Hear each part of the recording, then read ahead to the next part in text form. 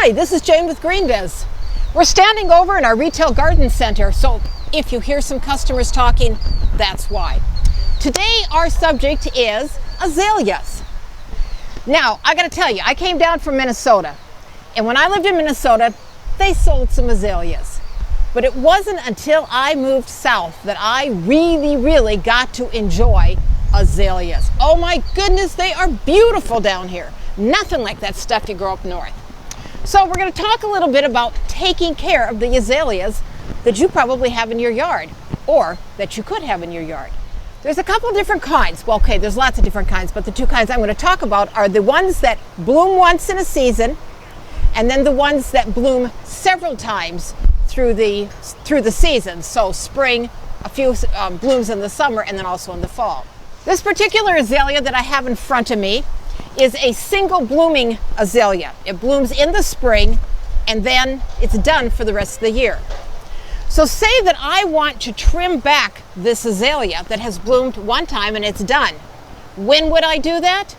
Well, as soon as it's done blooming. Since I know that this is done, and I have to tell you we already did it, so it's kind of already been trimmed back, but I would just do a quick trim on it right now.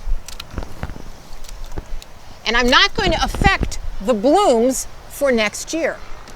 This particular kind of azalea, the particular name is Encore, that's the series of them.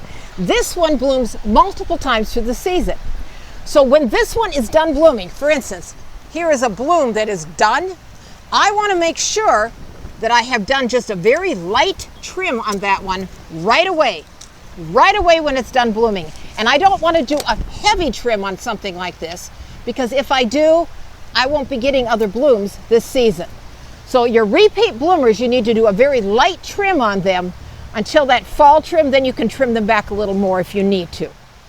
One of the reasons that azaleas do so well in this part of the country, we're in southeastern North Carolina, is because of our very acidic soil.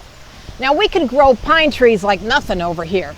The pine trees create a very acid soil. So azaleas, hydrangeas, well, rhododendron, although they don't grow as well here because it's too warm, those are plants that like acidic soil.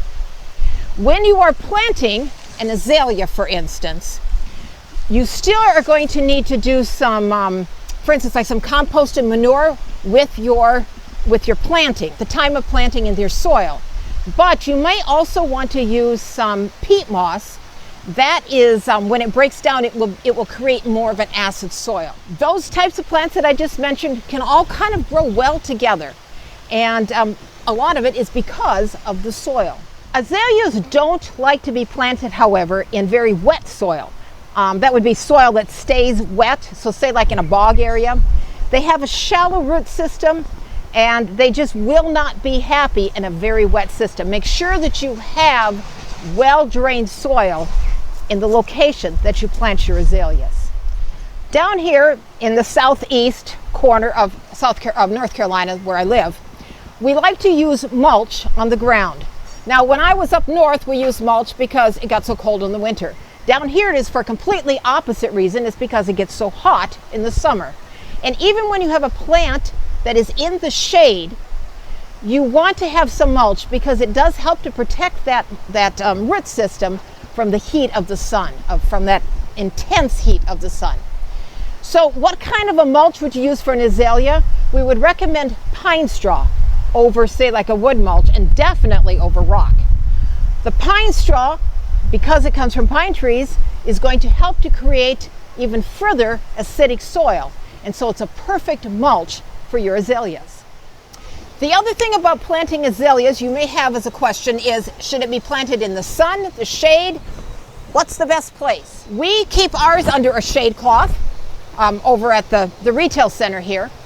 And we usually will tell customers that they are going to prefer morning sun or filtered sun during the afternoon, but probably not the intense afternoon sun.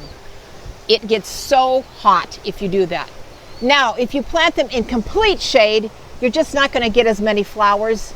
And since, of course, you're planting them because they have such pretty flowers, well, that might not be such a good choice either. So in addition to the beautiful blooms that you get on your azaleas, which of course is one of the reasons you plant them, they also stay evergreen throughout the winter, which is a really nice, well, bonus, I guess. If you have any other questions about planting and care of azaleas, feel free to leave a comment in the comment section below this video, and we'll be glad to get back to you and help you, well, answer your questions. This is Jane with GreenBiz, wishing you happy planting.